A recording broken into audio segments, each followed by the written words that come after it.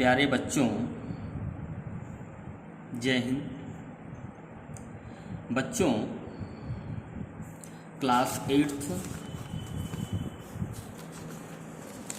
Subject science lesson 2 microorganisms friend and foe. बच्चों, part 9 food preservation. Food preservation भोजन का संरक्षण अर्थात भोजन को खराब होने से कैसे बचाएं। इन प्रीवियस चैप्टर पहले के पाठ में we have studied about the methods used to preserve and store food grains. हमने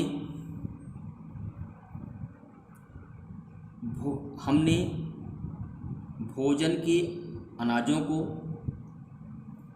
भंडारण करना और सुरक्षित करने के तरीके का अध्ययन किया। कहाँ किया? पिछले लेसन में, पहले लेसन में। How do we preserve cooked or other food at home. हम पके हुए या अन्य भोजन को अपने घरों में कैसे सुरक्षित रखें या करें। यू नो दैट, आप जानते हैं कि bread left unused under moist condition is attacked by fungus. यदि आप घर में कोई ब्रेड का पैकेट लाएं और कुछ उसमें से ब्रेड यूज करें और बाकी छोड़ दें आप खुला, यदि नमी है तो उस ब्रेड पर फंगस का आक्रमण हो जाता है। ब्रेड पर फंगस का आक्रमण हो जाता है और वो उस ब्रेड को फंगस खराब कर देते हैं। Micro organism spoil our bread food.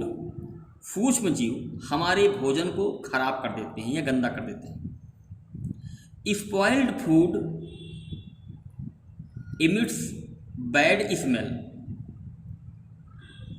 गंदा भोजन से बेकार खुशबू निकलने लगती है। And has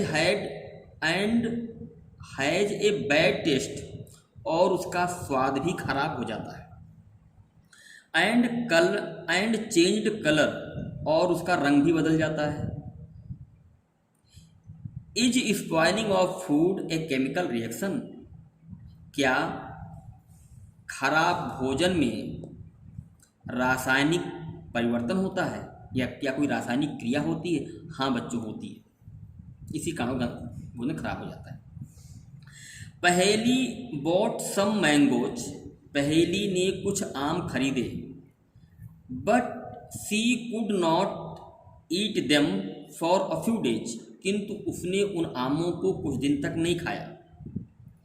later the found that, बाद में पाया कि दे वर स्पॉइल्ड एंड रोटन, वह खराब हो गए और सड़ भी गए। बट सी नोज दैट, किंतु वह जानती है कि the mango pickles her grand mother make does not spoil. उनकी दादी माँ ने अचार बनाए किंतु खराब नहीं हुआ। फॉर ए लॉन्ग टाइम, लंबे समय तक वो खराब नहीं हुआ, लंबे समय तक रखा रहा। सी इज कन्फ्यूज्ड, वो चकित है, ऐसा क्यों नहीं हुआ।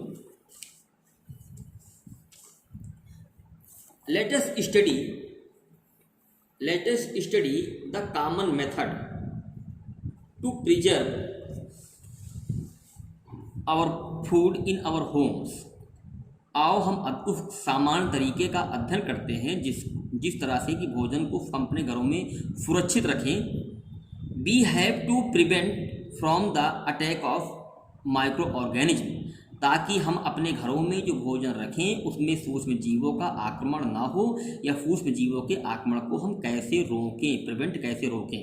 देखें बच्चों, ये कई तरीके हैं, बहुत ध्यान से देखिएगा। केमिकल मेथड, रासायनिक तरीका। केमिकल मेथड, रासायनिक तरीके से यदि हम भोजन को रखते हैं अपने घरों में तो वो भोजन जल्दी खराब नहीं होता है।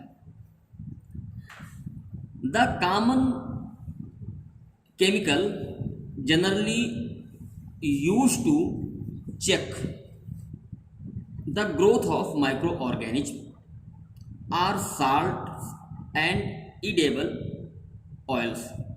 द कॉमन केमिकल, सामान्य रसायन। सामान्य रसायन कौन कौन से सामान्य रसायन हैं? नमक और खाने वाला तेल। सामान्य रसायन नमक और खाने वाला तेल सूक्ष्म जीवों की वृद्धि को नियंत्रित कर देता है। यदि आप किसी भोजन में नमक या खाने वाले तेल को मिला दें तो वो भोजन जल्दी खराब नहीं होता। ठीक, आगे देखें। Therefore they are called preservation. इस तरह से इसी प्रक्रिया को हम संरक्षण कहते हैं। Be added salt or acid preservation to pickles to prevent the attack of microbes। हम नमक और एसिड भोजन में को सुरक्षित रखने में हम मिला देते हैं, अचार में मिला देते हैं, ताकि उस अचार में सूक्ष्म जीवों का आक्रमण ना हो सके, उनको हम रोक सकें। Sodium benzoate and sodium metabisulphite are common preservative. ये दो ऐसे नमक हैं, दो ऐसे केमिकल हैं जिनसे कि हम भोजन को संरक्षित कर सकते हैं। These are also used in jam and squashes to check their spoil. Jam और स्क्वैश में हम इनका प्रयोग करके इनको खराब होने से हम बचा लेते हैं। बच्चों, आपने देखा होगा आपके घर में अचार होगा, अचार में तेल डाला जाता है, मसाला डाला जाता है, नमक डाला जाता है। यदि उस अचार में या आम में नमक मिला दिया जाए और उसमें तेल डाल दिया जाए तो वो अचार काफ़ी दिन तक खराब नहीं होता। ऐसा क्यों होता है? क्योंकि उसमें सूक्ष्म जीव पैदा नहीं होते, क्योंकि तेल और नमक ये जो है सूक्ष्म जीवों को रोक देते हैं, उनको उनमें उत्पन्न नहीं होने देते। ये है बच्चों केमिकल मेथड। आगे देखें। प्रिजर्वेशन बाय कॉमन साल्ट, सामान्य नमक द्वारा भोजन का संरक्षण। ठीक, नमक भी जो है, तेल हो या ना हो, नमक से भी भोजन का संरक्षण कर सकते हैं, तो जल्दी खराब नहीं होता। आगे देखें। Common salt has been used to preserve meat and fish for eggs. सामान्य नमक का भी यदि हम मीट में, मांस में, मछली में और अंडे में नमक मिला दें तो उससे भी उसकी सुरक्षा हो जाती, जल्दी खराब नहीं होता। Meat and fish are covered with the dry salt to check the growth of bacteria. यदि आप मांस को और मछली को, न कटी हुई मछली को या वैसे मछली को सूखे नमक से ढक दें, फिर नमक की परत आप बिछा दें, तो उसमें बैक्टीरिया का जन्म नहीं होता, वो बैक्टीरिया को जन्म लेने से रोक देती है। इससे मीट और मछली खराब नहीं होती, काफ़ी दिन तक रखी रहती है। Salting is very used preserve आंवला, रॉ मैंगोज, टर्मिनेटेड। यदि हम आंवले में, कच्चे आम में और इमली में नमक मिला दें तो इससे वो काफ़ी दिन तक खराब नहीं होता है। क्लियर? क्योंकि नमक जो है उसमें बैक्टीरिया या सूक्ष्म जीवों को पैदा होने से रोक देता है। प्रिजर्वेशन बाय शुगर, यदि किसी भोजन में आप चीनी मिला दें, चीनी का रस मिला दें या चीनी के रस में उसे आप डाल दें तो वो भोजन काफ़ी दिन तक खराब नहीं होता। देखें आगे। Jam, jellies and squashes are prevented by sugar.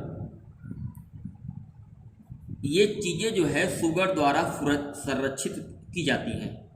Sugar reduce the moisture content which inhabited the growth of food spoiling bacteria, अर्थात भोजन को खराब करने वाली बैक्टीरिया जो है, बैक्टीरिया को चीनी का घोल रोक देता है।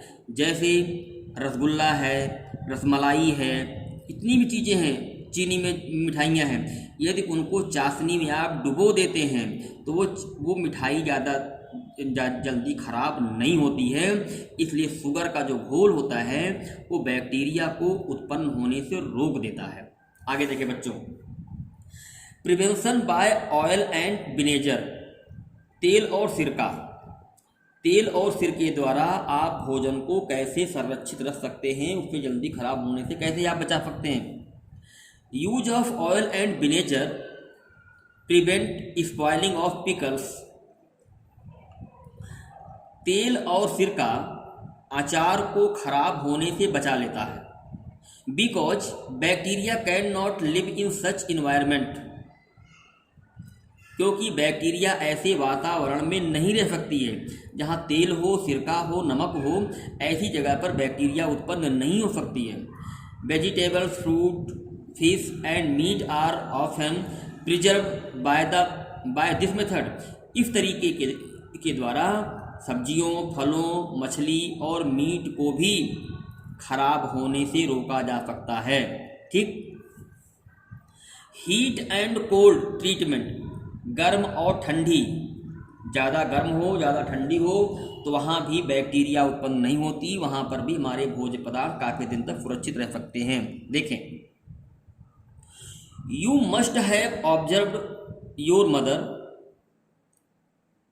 Boiling the milk before it is stored or used. You must have observed your mother, आपने अपनी माँ को अवश्य देखा है।